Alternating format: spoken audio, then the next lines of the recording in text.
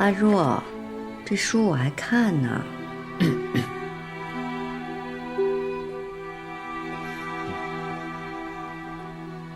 皇上，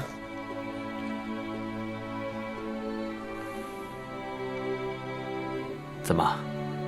这些日子许久未见，是不是朕的样子变了，才让你如此发呆？臣妾是有日子未见皇上了，但皇上容光焕发，可见素日保重。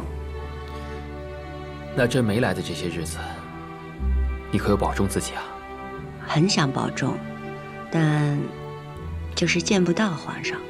哼，朕这不是来了吗？皇上，这茶凉了，我让阿若给你换杯热的。阿若，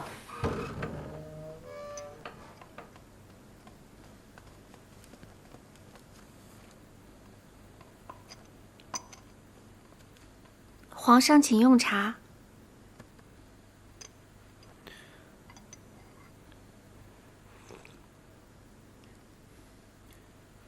是奇云瓜片。奴婢估摸着皇上刚用了膳，天气冷了，难免多用荤腥。这茶消垢腻、去积滞，是最好的。千灵百丽，心思又细，是你调教出来的吧？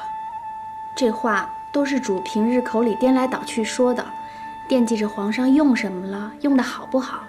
奴婢不过是耳熟，随口说出来罢了。好，下去吧。是。难怪朕想着你的茶，原来你也惦记着朕呢。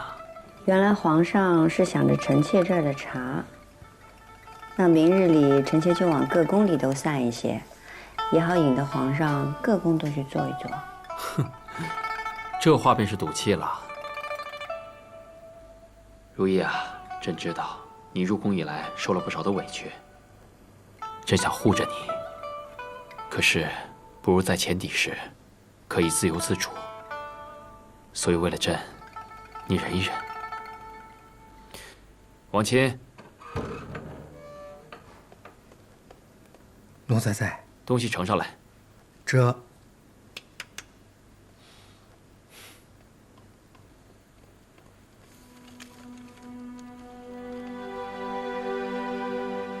甚赞徽音，朕亲手为你写的，如何？甚赞徽音，何解？《诗经》上说：“大司恢音，则百司难。”慎的意思是要你谨慎，唯有谨慎才能够得到美誉。那是皇上的好意，臣妾倒觉得无趣。那朕跟你说点有趣的。你与朕的姻缘，源自于音，墙头马上。所以你只要记得朕的心意，全在这个音字上。那臣妾便十分的喜欢。喜欢就好。王钦，嘱咐内务府，将其做成匾额，挂在延禧宫正殿。这。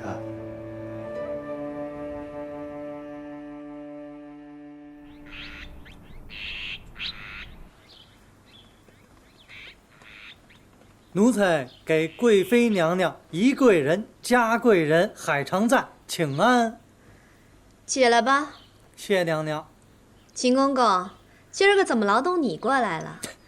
皇后娘娘说啊，这不连着下了几天的雪，天气湿寒，特意吩咐太医院做了白花丹和海枯藤的香包给各宫佩戴，这能祛风湿、通经络。皇后娘娘真是体恤下情啊！可不是嘛。本宫素来体寒怕冷，多亏了皇后娘娘想着。莫心，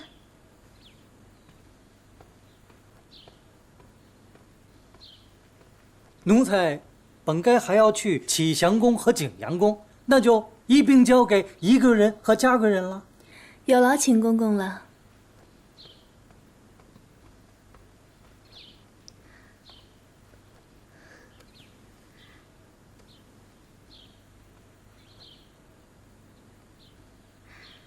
秦公公，快把海常在的香包给他，别像本宫苛待了他似的。那不能够，都有。来，拿来。那奴才就先告退了。有劳公公了。哎，双喜，给秦公公封点银子送去。哎呦，那谢娘娘了，奴才告退。这香包可是娘娘的情谊，你们可别忘了时时带在身上。那是肯定要带的。得了，别杵在那儿了，回屋去吧。嫔妾告退。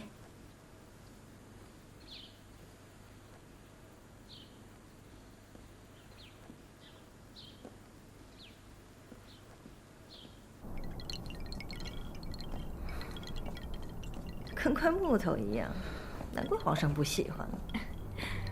瞧她那呆呆的样子，这样啊才能显得出贵妃娘娘的灵慧聪颖。哪只凤凰身边没有乌鸦呢？你这小嘴巴巴的，是越来越会说话了。刺心，写得越来越好。主儿，内务府越发会欺负人了。皇后娘娘赏给各宫的白花丹和海枯藤，是做成了香包，叫何宫的人佩戴。奴婢收下了，没仔细瞧，结果方才打开一看，里面的白花丹粉末全是次货。我想再问他们要，他们说太医院送来的就是这些了，没有更好的。奴婢就不信，贵妃那儿他们也敢送这样的。这香包缝制的松松散散的，针脚也不成个模样。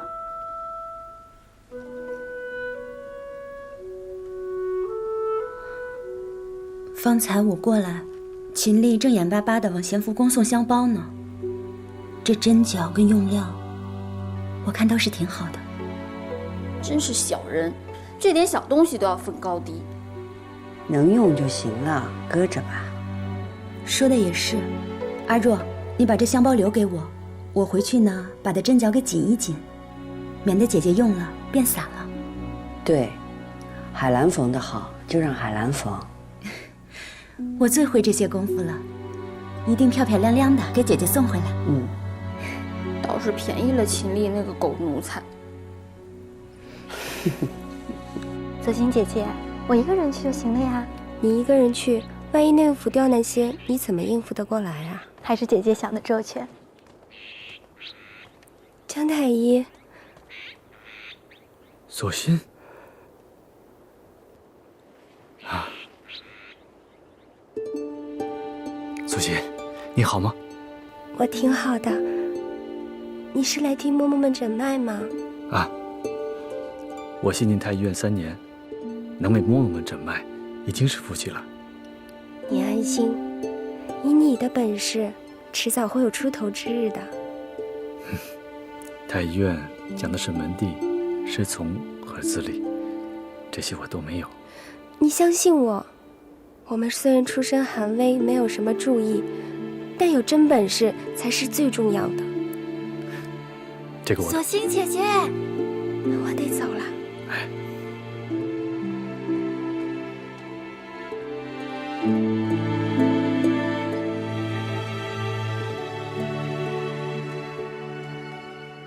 索心姐姐，这2个月去内务府，你都往这条路上走，这总能遇见姜太医。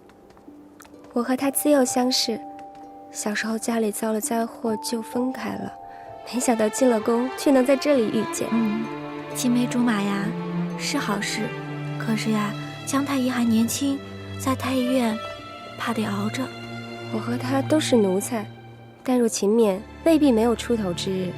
前朝那些王公大臣，有哪个不是皇上的奴才呢？姐姐好志气，凭真本事吃饭才是真的。哎，姐姐，听闻皇上最近总在养心殿招南府的琵琶伎奏曲呢。是吗？若论一手好琵琶，宫里谁比得过贵妃呢？皇上怎么不招贵妃啊？